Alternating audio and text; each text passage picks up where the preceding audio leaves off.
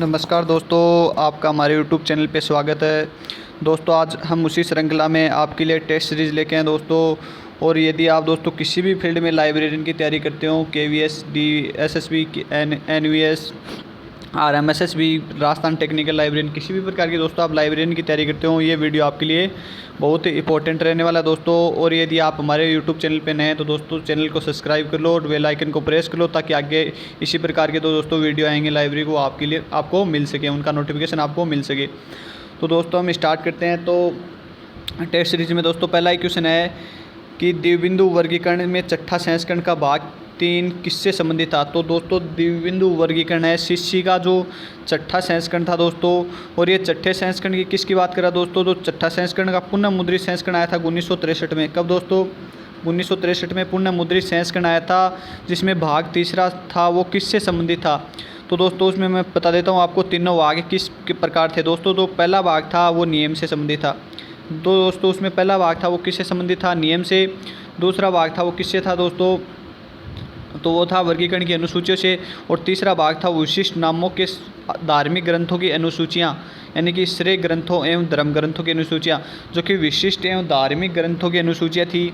आद्य ग्रंथों या हम धार्मिक ग्रंथों की अनुसूचियों के नाम से जानते हैं। तो ये कौन सा हो जाएगा इसका करेक्ट ऑप्शन, तो इसका करेक्ट ऑप्शन हो जाएगा दोस्तों कौन सा, यानी कि फर्स्ट ऑप्शन करेक्ट हो जाएगा कि जो तीसरा भाग था वो किससे संबंधित था, तो विशिष्ट धार्मिक ग्रंथों की अनुसूचियों से संबंधित था। नेक्स्ट क्वेश्चन की हम बात करते हैं दोस्तों। तो नेक्स्ट क्वेश्चन इस प्रकार है कि कार्यकलापों को कार्यान्वयन, पर्यवेक्षण या निगरानी हेतु किस स्तर को प्रबंधन, यानी कि किस स्तर का प्रबंधन को जिम्मेदार माना जाता है। तो दोस्तों मैं अब यानी कि आपको क्वेश्चन का डिटेल बता देता हूँ कि प्रबंधन के दोस्तों कितने स्तर होते हैं, 3 स्तर होते हैं। यानी कि पहला स्तर होता है उच्च स्तर, दूसरा स्तर होता है मध्य स्तर और तीसरा स्तर होता है कौन सा, निम्न स्तर।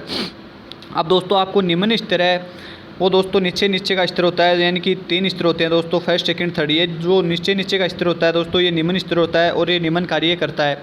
इसके बाद में दोस्तों जो उच्च स्तर होता है वो जो भी अपने कार्य होते हैं वो मध्यम स्तर के माध्यम से निम्न स्तर तक पहुंचाने की वकालत करता है। तो दोस्तों इसमें क्या दे रखा है कि जो पर्यवेक्षण और निगरानी का स्तर होता है वो दोस्तों जो मध्य स्तर होता है, मिडिल क्लास स्तर का, वो दोस्तों संभालने का कार्य करता है।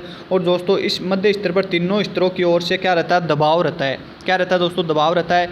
अब तीनों स्तर कौन से हो गए, तो पहला स्तर तो दोस्तों उच्च स्तर हो गया, सेकंड जो ये निम्न स्तर वाला है ये हो गया, और तीसरा दोस्तों ये खुद ही हो गया कि यानी मध्य स्तर, खुद का भी इस पर दबाव रहता है। तो दोस्तों इसका करेक्ट आंसर कौन सा हो जाएगा, तो दोस्तों इसका सेकंड जो आंसर है मध्य स्तर, वो इसका क्या हो जाएगा दोस्तों, करेक्ट आंसर हो जाएगा कि मध्य स्तर जिम्मेदार रहता है, यानी किसी भी पर्यवेक्षण, निगरानी हेतु या किसी और अन्य प्रकार के कार्यों के लिए। इसके बाद में दोस्तों नेक्स्ट क्वेश्चन की बात करते हैं। तो नेक्स्ट क्वेश्चन दोस्तों इस प्रकार है कि अंतर्वस्तु सार फोटोकॉपी सेवा CPA एक अभिनव व्यक्तिगत सूचना है, इसे किसके द्वारा प्रदान की जाती है। तो दोस्तों जो अंतर्वस्तु सार और जो फोटोकॉपी सेवा है ये एक अभिनव व्यक्तिगत सूचना है दोस्तों। तो ये किसके द्वारा प्रदान की जाती है, तो ये दोस्तों किसके द्वारा प्रदान की जाती है, जो निष्क्रिय है इसके द्वारा दोस्तों ये फोटोकॉपी सेवा या दोस्तों अंतर्वस्तु सेवा प्रदान की जाती है। इसके बाद में दोस्तों हम नेक्स्ट क्वेश्चन की बात करते हैं। तो नेक्स्ट क्वेश्चन इस प्रकार है दोस्तों कि पुस्तकों के परिसंचरण की ब्राउने प्रणाली किसने बनाई थी। तो पुस्तकों के परिसंचरण या आदान प्रदान के लिए जो ब्राउने पत्ती है वो किसके द्वारा बनाई गई थी, तो ये ब्राउने बनाई गई थी निन्ना ई ब्राउन के द्वारा। किसके द्वारा बनाई गई थी, निन्ना ए ब्राउन के द्वारा बनाई गई थी। कब बनाई गई थी दोस्तों, तो 1895 में। कब बनाई गई, 1895 में, जिसमें एक ही पत्रक होता था, यानी कि एक पत्रक होता था और जिसकी कुल साइज़ कितनी होती थी, 5x3। क्या होती थी, 5x3 इंच। और दोस्तों ये यानी कि सबसे पहले निन्ना ई ब्राउन ने कहाँ पे बनाई थी, तो अमेरिका में बनाई थी। कहाँ पे बनाई, अमेरिका के बोस्टन शहर में। अमेरिका के बोस्टन शहर में रोस्टन पुस्तकालय में बनाई थी निन्ना ए ब्राउन ने पता ये प्रणाली। और ये दोस्तों एक छोटे प्रकार के पुस्तकालयों के लिए, किस प्रकार के पुस्तकालयों के लिए दोस्तों, एक छोटे प्रकार के पुस्तकालयों के लिए उपयोगी पद्धति है, यानी कि पुस्तकों के आदान प्रदान के लिए छोटे प्रकार के पुस्तकालयों के लिए उपयोगी पद्धति है, जिसमें एक ही पत्रक होता है और उसकी साइज़ होती है 5x3। साइज़ बहुत बार एग्जाम में पूछी जाती है। इसके बाद में नेक्स्ट क्वेश्चन की बात करते हैं। तो नेक्स्ट क्वेश्चन इस प्रकार है दोस्तों कि क्रिटिकल इंसिडेंट तकनीकी मुख्य रूप से ध्यान केंद्रित करती है। तो दोस्तों ये जो तकनीकी है ये किन का ध्यान यानी कि केंद्रित करती है? 4 ऑप्शन दिए गए दोस्तों, विषय वस्तु विश्लेषण, एकल नवीन घटना, व्यक्तियों की लघु संख्या और दोस्तों उद्धरण विश्लेषण। तो दोस्तों इसका करेक्ट ऑप्शन कौन सा हो जाएगा? दोस्तों इसका करेक्ट ऑप्शन हो जाएगा सी। किसकी करती है दोस्तों? ये व्यक्ति को की लघु संख्या को दोस्तों क्या करती है? ध्यान को केंद्रित करने का कार्य करती है। इसके बाद में नेक्स्ट क्वेश्चन की बात करते हैं दोस्तों। नेक्स्ट क्वेश्चन बहुत ही इंपॉर्टेंट है और अच्छा क्वेश्चन है दोस्तों, बहुत बार एग्जाम में पूछा जाता है सीधा सीधा ही कि ट्रिपल आर लैफ किसकी 29 से संबंधित है। तो ट्रिपल आर लैफ हो वो किस पुस्तकालय के विभाग यानी किस पुस्तकालय से विकास से संबंधित है? तो दोस्तों ट्रिपल आर लैफ 4 ऑप्शन दिए गए। पहला ऑप्शन है शोध पुस्तकालय, शैक्षणिक पुस्तकालय, विशिष्ट पुस्तकालय और सार्वजनिक पुस्तकालय। तो दोस्तों जो सार्वजनिक पुस्तकालय होते हैं, पब्लिक लाइब्रेरी, उनका विकास का योगदान किसका होता है दोस्तों? ट्रिपल आर लैफ का होता है और जिसके लिए ये अलग अलग तरीके से योगदान देने का कार्य करता है। तो इसका करेक्ट ऑप्शन कौन सा हो जाएगा दोस्तों? सार्वजनिक पुस्तकालय के लिए विकास की भूमिका निभाता है। इसके बाद में नेक्स्ट क्वेश्चन की बात करते हैं। तो नेक्स्ट क्वेश्चन इस प्रकार दिया गया है कि टी.डी. विल्सन ने किस वर्ष इंफॉर्मेशन सीकिंग पद कब गढ़ा था? तो 2 क्वेश्चन तो यहीं पे बनने हैं कि टी.डी. विल्सन और इंफॉर्मेशन सीकिंग पद। तो ये इसने गढ़ा कि टी.डी. विल्सन ने गढ़ा था और कब गढ़ा था दोस्तों ये? तो ये कब गढ़ा था? आपका करेक्ट आंसर कौन सा हो जाएगा दोस्तों इसमें? तो ये गढ़ा था दोस्तों 1981 में। कब गढ़ा? ये शब्द 1981 में गढ़ा गया था टी.डी. विल्सन के द्वारा। इसके बाद में नेक्स्ट क्वेश्चन की हम बात करते हैं। नेक्स्ट इंपॉर्टेंट क्वेश्चन है दोस्तों, बहुत बार एग्जाम में पूछा भी गया है। जो क्वेश्चन रिपीट होते हैं दोस्तों वही क्वेश्चन आते हैं एग्जाम में, लेकिन उन क्वेश्चन से थोड़ा सा अलग पूछ लिया जाता है। अब किस प्रकार पूछा जाता है दोस्तों? इसी क्वेश्चन में देख लो आप कि लिस्सा मुद्रित संस्करण की आवृत्ति क्या है? तो दोस्तों हम याद करके जाते हैं कि लिस्सा की आवृत्ति क्या है। तो दोस्तों लिस्सा की जो आवृत्ति है वो क्या है दोस्तों? मासिक है। और एग्जामिनर इसी क्वेश्चन से दूसरा क्वेश्चन पुटअप करता है कि लिस्सा किसका प्रकाशन है? तो किसका प्रकाशन है? एल ए का। अब दोस्तों हमें एल ए का नहीं पता हो तो वहाँ पे हमारा क्वेश्चन गलत होने की संभावना ज़्यादा हो जाती है। और इसके बाद में तीसरा इसका ही पॉइंट है कि एल ए जो लिस्सा का प्रकाशन है वो कब से कर रहा है? तो 1950 से। 3 क्वेश्चन बन गए दोस्तों, तीनों ही क्वेश्चन इंपॉर्टेंट है, बहुत बार एग्जाम में पूछे गए हैं कि लिस्सा मुद्रित संस्करण की आवृत्ति क्या है? तो मासिक है। लिस्सा किसका प्रकाशन है? एल ए का। और लिस्सा कब से यानी कि जो एल ए के द्वारा लिस्सा का प्रकाशन कब से किया जा रहा है? तो 1950 से किया जा रहा है। इंपॉर्टेंट क्वेश्चन है दोस्तों, ध्यान में रखना है आपको। नेक्स्ट क्वेश्चन की हम बात करते हैं। तो नेक्स्ट क्वेश्चन है दोस्तों कि किसी वर्ड प्रोसेसिंग डॉक्यूमेंट में ऊपर अथवा नीचे करने की प्रक्रिया क्या कहलाती है? तो दोस्तों जो हमारे लैपटॉप है, कंप्यूटर है, उनमें दोस्तों हम किसी प्रकार के जो डॉक्यूमेंट होते हैं उनको ऊपर नीचे करते हैं माउस को जो छोटी सी की होती है उसके द्वारा। तो उसको क्या कहते हैं दोस्तों हम? तो क्या कहते हैं दोस्तों? स्क्रॉलिंग के नाम से जानते हैं। इंपॉर्टेंट क्वेश्चन है, पहले बहुत बार एग्जाम में पूछा गया है ये दोस्तों, सारे अच्छे क्वेश्चन एग्जाम में पुटअप किए गए हैं। तो इसका दोस्तों जो फाइल डॉक्यूमेंट होते हैं ऊपर नीचे करने की प्रक्रिया किस नाम से जानी जाती है? तो स्क्रॉलिंग के नाम से जानी जाती है। नेक्स्ट क्वेश्चन की हम बात करते हैं दोस्तों। यदि किसी क्वेश्चन में आपको डाउट हो तो आप कमेंट कर सकते हैं। इसके बाद में नेक्स्ट क्वेश्चन इस प्रकार है कि ई शोध सिंधु क्या है? तो ई शोध सिंधु क्या दोस्तों? एक कंसोर्टियम है। क्या है दोस्तों? एक कंसोर्टियम है जो कि दोस्तों यानी कि पुस्तकालय क्षेत्र में सेवा को बढ़ावा देने का कार्य करता है। इसके बाद में अगला क्वेश्चन है दोस्तों। नेक्स्ट क्वेश्चन इस प्रकार है कि अपूपा संबंधित है। तो अपूपा किससे संबंधित है? तो दोस्तों 4 ऑप्शन दिए गए हैं। प्रमाणिक वर्ग, विषय निर्माण की विधियां, पुस्तकालय जिलबंदी और निदानियों पर पुस्तकों का व्यवस्थापन। तो ये दोस्तों 29 दिसंबर को जो एग्ज़ाम हुई थी किसकी यानी कि RMSSB की, उसमें पूछा भी गया था। तो इसका करेक्ट यानी कि आंसर कौन सा हो जाएगा? तो जो निदानियों में पुस्तकों का व्यवस्थापन किया जाता है वो दोस्तों किस नाम से यानी कि अपूपा वर्गीकरण पद्धति के नाम से जाना जाता है। और दोस्तों अपूपा वर्गीकरण पद्धति का जनक कौन था? Doctor S.R. रंगनाथन। कौन था दोस्तों? Doctor S.R. Ranganathan. S.R. Ranganathan था दोस्तों। और यहाँ पे आपको एक इम्पोर्टेंट पॉइंट है जो आपको ध्यान रखना है कि दोस्तों बहुत बार पूछा गया एग्जाम में कि अपूपा दोस्तों है इसमें कुल कितने यानी कि पद होते हैं दोस्तों? तो 3 होते हैं दोस्तों। और एक क्वेश्चन आपको इम्पोर्टेंट ध्यान में रखना है कि जो अपूपा वर्गीकरण पद्धति है दोस्तों ये पुस्तकालय विज्ञान के दूसरे सूत्र को प्रदर्शित करती है। किस सूत्र को प्रदर्शित करती है दोस्तों? तो ये दूसरे सूत्र को प्रदर्शित करती है दोस्तों। तो आपको इसमें ध्यान रखना है दोस्तों, किस सूत्र को करती है? दूसरे सूत्र को, ये आपको खास ध्यान रखना है। और इसका अपूपा वर्गीकरण पद्धति का जनक कौन था दोस्तों? Doctor S.R. Ranganathan. Next question की बात करते हैं दोस्तों। तो नेक्स्ट क्वेश्चन इस प्रकार दिया गया है कि निम्नलिखित राज्यों में यानी कि निम्नलिखित राज्यों में सार्वजनिक पुस्तकालय अधिनियमों का कालानुक्रम में व्यवस्थित कीजिए। तो दोस्तों इसको हमें किसमें यानी कि कालानुक्रमी में व्यवस्थित करना है। तो इसका दोस्तों कौन सा हो जाएगा, गुजरात में कब हुआ दोस्तों 2001 में, गुजरात उड़ीसा दोनों साथ ही थे। गुजरात उड़ीसा में 2001 में सार्वजनिक पुस्तकालय अधिनियम पारित हुआ, बिहार में 2008 में। इसके बाद में दोस्तों गोवा में पारित हुआ था। पहले बात कर लिए अरुणाचल प्रदेश की, अरुणाचल प्रदेश 2009 में हुआ। और गोवा और मिजोरम में कब हुआ था, तो गोवा और मिजोरम में हुआ था दोस्तों कब, 1989 में शायद। तो दोस्तों इस प्रकार हो जाएंगे। तो इसका करेक्ट आंसर कौन सा हो जाएगा दोस्तों, तो इसका करेक्ट आंसर हो जाएगा बी, यानी कि पहले कौन सा है सी, पहले सी बाद में ए बी डी। तो इसका करेक्ट आंसर कौन सा हो जाएगा दोस्तों, जो बी ऑप्शन है वो इसका करेक्ट आंसर हो जाएगा। इसके बाद में नेक्स्ट क्वेश्चन की बात करते हैं दोस्तों हम। तो दोस्तों नेक्स्ट क्वेश्चन इस प्रकार दिया गया है, आप देख सकते हैं कि रिसर्च इन प्रोग्रेस बुलेटिन का उदाहरण है। तो जो रिसर्च इन प्रोग्रेस है वो किसका उदाहरण है, तो दोस्तों वो 4 ऑप्शन देंगे, SDI, CAS, प्रलेख, प्राध्याय प्रणाली और अनुवाद। तो ये किसका उदाहरण हो जाएगा, तो ये एक CAS करंट अवेयरनेस सर्विस का उदाहरण है। और यहाँ पे एक छोटा सा क्वेश्चन और बनता है कि रिसर्च इन प्रोग्रेस किसका प्रकाशन है, तो दोस्तों किसका प्रकाशन है, आइसलिक का।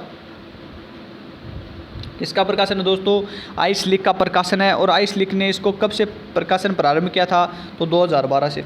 कब से दोस्तों, 2012 से, यानी कि रिसर्च इन प्रोग्रेस का प्रकाशन है। और दोस्तों यहाँ पे आइसलिक से आप एक और याद रख सकते हैं कि इंडियन लाइब्रेरी साइंस अबस्ट्रैक्ट का प्रकाशन कौन करता है, आइसलिक ही करता है। और इंडियन साइंस अबस्ट्रैक्ट का प्रकाशन निष्क्रिय करता है। ये दोनों आपको ध्यान में रखने हैं। तो रिसर्च इन प्रोग्रेस बुलेटिन किसका उदाहरण है, CAS यानी कि करंट अवेयरनेस सर्विस का उदाहरण है। नेक्स्ट क्वेश्चन की बात करते हैं दोस्तों इसी श्रृंखला में।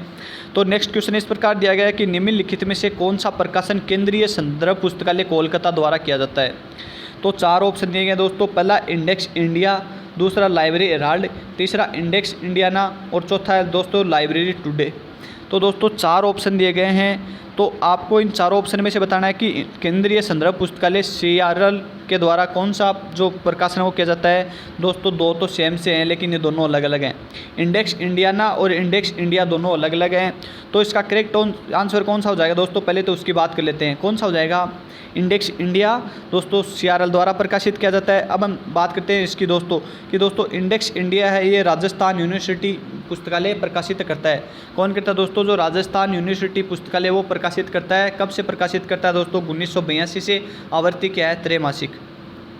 दोस्तों जो छोटे छोटे क्वेश्चन है वो आपको खास ध्यान रखना है, क्या आवृत्ति है दोस्तों, त्रैमासिक आवृत्ति है। इसके बाद में नेक्स्ट क्वेश्चन की बात करते हैं दोस्तों। तो ये जो दोस्तों लाइब्रेरी हेराल्ड है इसका प्रकाशन कौन करता है दोस्तों, DLA यानी कि दिल्ली लाइब्रेरी एसोसिएशन इसका प्रकाशन करता है। और दोस्तों लाइब्रेरी टुडे आपको बताना है, ये लाइब्रेरी टुडे का प्रकाशन कौन करता है दोस्तों, कमेंट में ज़रूर बताएं। 3 का मैंने बता दिया है। इसके बाद में नेक्स्ट क्वेश्चन की बात करते हैं दोस्तों। तो नेक्स्ट क्वेश्चन इस प्रकार है कि लाइब्रेरी टेक्नोलॉजी रिपोर्ट 2017 किसका प्रकाशन है। तो लाइब्रेरी टेक्नोलॉजी रिपोर्ट 2017 किसका प्रकाशन है दोस्तों, ALA का प्रकाशन है, जो बहुत ही इंपॉर्टेंट है, बहुत बार पूछा गया एग्जाम में। तो इसका करेक्ट आंसर कौन सा हो जाएगा दोस्तों, ALA। इसके बाद में नेक्स्ट क्वेश्चन की बात करते हैं इसी श्रृंखला में। तो नेक्स्ट क्वेश्चन इस प्रकार दिया गया है कि ISBN का आशय है। ISBN क्या है दोस्तों, इंटरनेशनल स्टैंडर्ड बुक नंबर। तो दोस्तों इससे कौन सा ऑप्शन करेक्ट हो जाएगा, तो पहला ही ऑप्शन दिया गया दोस्तों इंटरनेशनल स्टैंडर्ड बुक नंबर। अब दोस्तों हम बात करते हैं, थोड़ी छोटी सी इनकी बात कर लेते हैं ISBN की। तो दोस्तों ISBN भारत में कब से दिया जा रहा है, कोई नहीं बताएगा दोस्तों आपको भारत में कब से दिया जा रहा है। तो कब से दिया जा रहा है दोस्तों, 1986 से। और दोस्तों 1986 से कौन दे रहा है, RRRF। कौन दोस्तों, 1986 से RRRF ने ISBN को प्रारंभ किया था। लेकिन दोस्तों एक छोटी सी बात याद रखनी है, 2011 में दोस्तों ISBN का प्रकाशन कौन करता है, दिल्ली, जो RRRF का क्षेत्रीय कार्यालय दोस्तों दिल्ली वो करता है। और दोस्तों ISBN का फादर यानी कि फादर्स ऑफ ISBN किसे कहते हैं दोस्तों, डेविड विटकर को। और एक छोटी सी बात याद रखनी है दोस्तों, 1 जनवरी 2007 से पहले ISBN दोस्तों कितने अंकों का था, 10 अंकों का। लेकिन 1 जनवरी 2007 के बाद ISBN कुल 13 अंकों का हो गया, जो कि 5 भागों में है दोस्तों, EN, ऐसे कुछ दोस्तों 5 भाग है जिनको हम आगे वीडियो में आपको कंप्लीटली समझाएंगे। तो दोस्तों ISBN का आज से क्या है, इंटरनेशनल स्टैंडर्ड बुक नंबर जो 1986 से दिया जा रहा है दोस्तों भारत में ट्रिपल आलब द्वारा, और दोस्तों 2011 के बाद यानी कि ट्रिपल आलब का जो क्षेत्रीय कार्यालय दिल्ली उसके द्वारा दिया जाता है दोस्तों। और दोस्तों ISBN 1 जनवरी 2007 से पहले 10 अंकों का था, उसके बाद दोस्तों कितने अंकों का हो गया, 13 अंकों का हो गया। नेक्स्ट क्वेश्चन की बात करते हैं दोस्तों। तो नेक्स्ट क्वेश्चन इस प्रकार है कि किंगसन रिकॉर्ड ऑफ वर्ल्ड इवेंट्स किसका एक प्रकार है। तो दोस्तों ये एक निर्देशिका है, जीवनी है, ग्रंथ सूची है, न्यूज़ डाइजेस्ट है। तो क्या हो जाएगा दोस्तों इसका करेक्ट आंसर है, तो इसका करेक्ट आंसर हो जाएगा कि ये एक दोस्तों न्यूज़ डाइजेस्ट है। किंगस्टन रिकॉर्ड क्या दोस्तों, एक न्यूज़ डाइजेस्ट है। इसके बाद में हम नेक्स्ट क्वेश्चन की बात करते हैं दोस्तों। तो नेक्स्ट क्वेश्चन इस प्रकार है कि द्विबिंदु वर्गीकरण शिष्य में छठे संस्करण में दशा संबंध अंक बी प्रदर्शित करता है। तो दोस्तों जो अंक बी है वो किसको प्रदर्शित करता है, 4 ऑप्शन दिए गए हैं, सामान्य, अभिनति, अंतर और प्रभावी। तो इसका करेक्ट ऑप्शन कौन सा हो जाएगा दोस्तों, जो अभिनति है उसको बी प्रदर्शित करने का कार्य करता है। और दोस्तों किसी क्वेश्चन में आपको डाउट हो तो ज़रूर कमेंट करें। इसके बाद में नेक्स्ट क्वेश्चन की बात करते हैं दोस्तों। तो नेक्स्ट क्वेश्चन दोस्तों इस प्रकार दिया गया है कि डॉक्टर SR रंगनाथन के अनुसार वर्गीकरण पद्धति में अतीत, वर्तमान, पूर्वानुमानित, भविष्य के सभी विषयों के आवश्यक रूप से एकल अनुसूची परिगणित होती है। दोस्तों ये किस ऑप्शन के तहत है, तो दोस्तों ये किस ऑप्शन हो जाएगा, इसका करेक्ट ऑप्शन कौन सा हो जाएगा दोस्तों, 4 ऑप्शन दिए गए हैं। इनकी पहला ऑप्शन है दोस्तों एक लगभग परिगणनात्मक, एक अन्वय पक्षात्मक, एक लगभग पक्षात्मक और एक परिगणनात्मक। तो दोस्तों इसका करेक्ट ऑप्शन कौन सा हो जाएगा दोस्तों, परिगणनात्मक, एक परिगणनात्मक है दोस्तों ये। और यदि किसी क्वेश्चन में आपको डाउट हो तो ज़रूर दोस्तों कमेंट करें। इसके बाद में नेक्स्ट क्वेश्चन की बात करते हैं दोस्तों। तो नेक्स्ट क्वेश्चन इस प्रकार है दोस्तों कि डेटा इंडिया की आवृत्ति क्या है। तो दोस्तों डेटा इंडिया की आवृत्ति के साथ साथ मैं आपको 5 आवृत्ति और बताऊंगा दोस्तों, जो कि वो क्या है दोस्तों, साप्ताहिक है। तो डेटा इंडिया की आवृत्ति क्या दोस्तों, साप्ताहिक है। बहुत बार एग्जाम में पूछी गई है, तो ये आपको ध्यान रखना है। इसके साथ साथ ही दोस्तों मैं 7 आवृत्ति बोलता हूँ जो आप नोटबुक में ऐड कर सकते हैं कि फैक्ट ऑन फाइल की आवृत्ति क्या है दोस्तों, साप्ताहिक है। LCSH की आवृत्ति क्या है दोस्तों, साप्ताहिक है। इसके साथ साथ दोस्तों जो वॉशिंगटन न्यूज़लेटर है उसकी आवृत्ति क्या है दोस्तों, साप्ताहिक है। BNB की आवृत्ति क्या है दोस्तों, साप्ताहिक है। तो इस प्रकार आप दोस्तों देख सकते हैं कि बहुत सारी जो आवृत्ति हैं वो साप्ताहिक हैं। तो दोस्तों एक साथ इन आवृत्तियों को आप लिख सकते हैं नोटबुक में, ताकि आपको आगे भी याद रहें। तो ये सारी आवृत्ति क्या है दोस्तों, साप्ताहिक हैं, जो साप्ताहिक प्रकाशन होती हैं। और दोस्तों यदि हमारा वीडियो आपको अच्छा लगे तो एक बार लाइक ज़रूर कर दीजिए। और दोस्तों किसी क्वेश्चन में डाउट हो तो दोस्तों आप कमेंट कर सकते हैं। धन्यवाद दोस्तों। इसी तरह